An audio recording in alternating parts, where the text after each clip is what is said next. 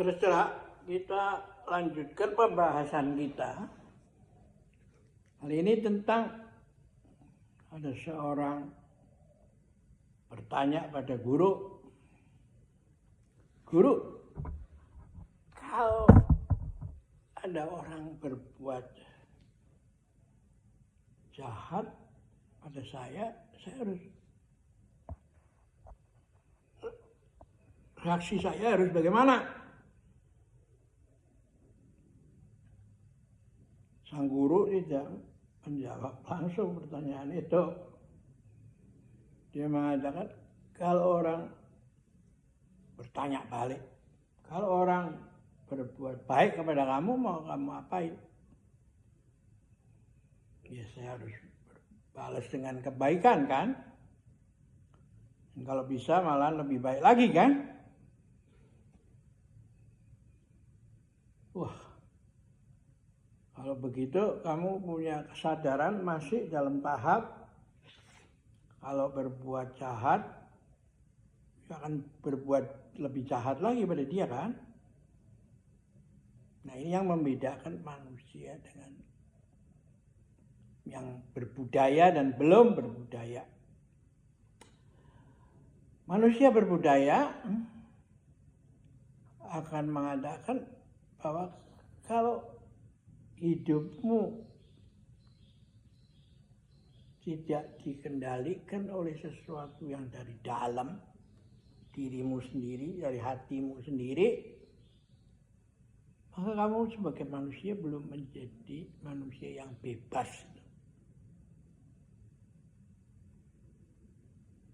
Mengapa? Kalau orang berbuat jahat pada Anda berbuat jahat lagi. Kalau orang berbuat baik, Anda berbuat baik lagi. Nah, itu belum. Jadi orang yang manusia yang bebas itu adalah dia mempelajari dulu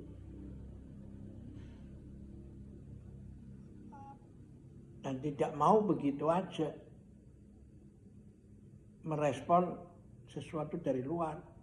Dia harus dari dalam. Nah, dari dalam itu bagaimana? Saya tidak adalah manusia bebas yang seperti huruf hati itu. Saya melakukan dengan hati itu. Bisa saya balas dengan kebaikan sehingga lingkaran setan itu balas dendam, itu bisa dipotong itu. Kalau enggak ya terus bergulir kan. Nah itulah yang menarik dalam cerita silat itu. Cerita silat itu konstelasinya begini. Ada seorang anak atau keluarga yang oleh musuhnya dihabiskan, sehingga yang tinggal adalah yang bisa diselamatkan oleh jago silat yang kebetulan lewat di dekat situ dan dibawa ke gunung tempat dia tinggal, lalu diajarin ilmu silat. Dia terus belajar dengan sungguh-sungguh karena dengan motivasi membalas dendam itu.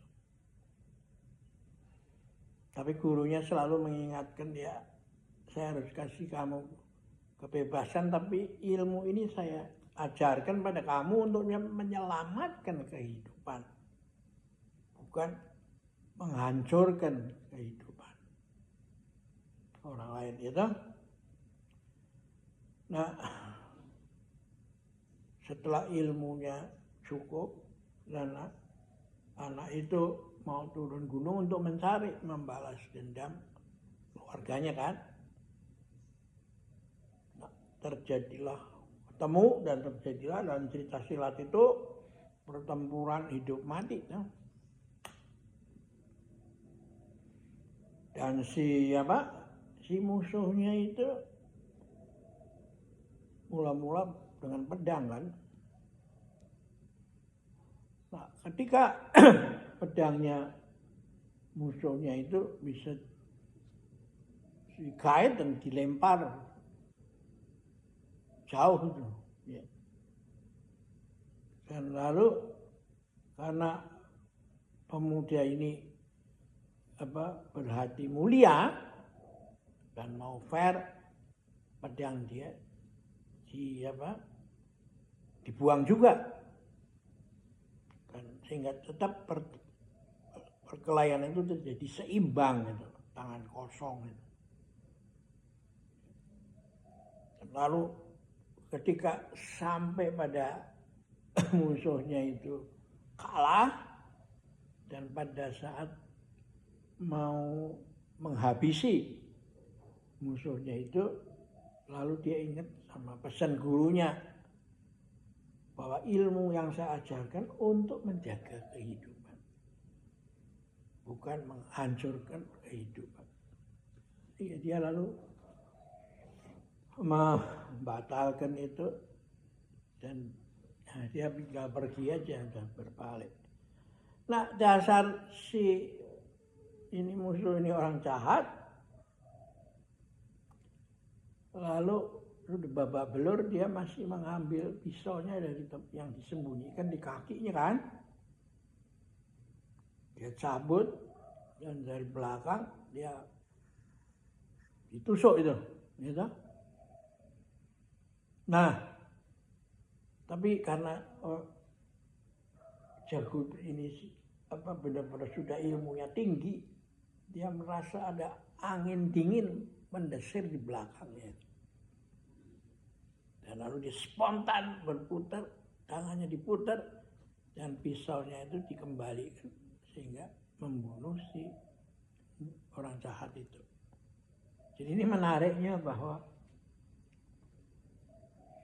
orang dijahatin secara spontan tanpa itikat untuk membunuh, akhirnya kejahatan itu dikalahkan itu. Ya. Jadi menarik sekali begitu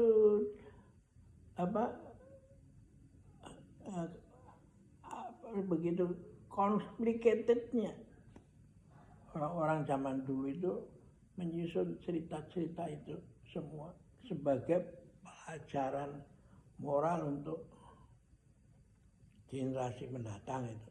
Ya. Nah, itulah sebabnya maka ya